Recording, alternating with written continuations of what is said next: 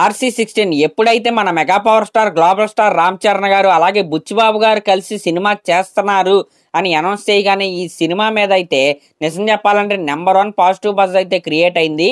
Only ఫ్యాన్స్లోనే కాదనమాట, even general ఆడియన్స్లో కూడా ఈ ప్రాజెక్ట్ మీద అయితే క్యూరియాసిటీ అయితే పెరిగింది.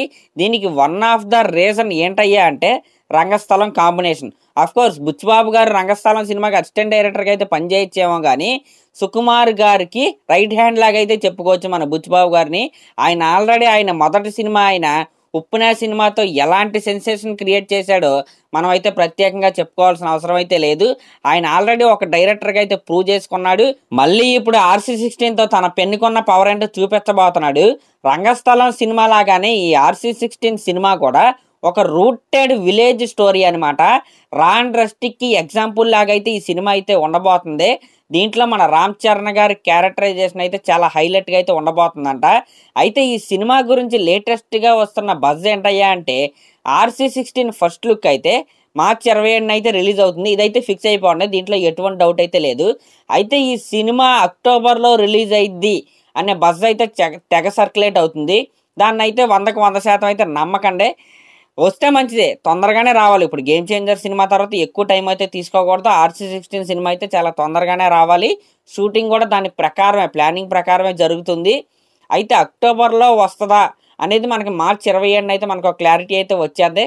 ఖచ్చితంగా ఆ రోజు అయితే రిలీజ్ డేట్తో సహా వీళ్ళైతే ఫస్ట్ లుక్ రిలీజ్ చేసే ప్లాన్లు అయితే ఉన్నారు. ఇంకా మన RC16 సినిమాలో జగపతి బాబు గారు అయితే ఒక కీలకమైన పాత్ర అయితే పోషిస్తున్నారు. దానికి సంబంధించి ఒక ట్వీట్ అయితే వేశాడు ఆయన. చాలా కాలం తర్వాత డైరెక్టర్ బుచ్చిబాబు RC16కి మంచి పని పెట్టాడు.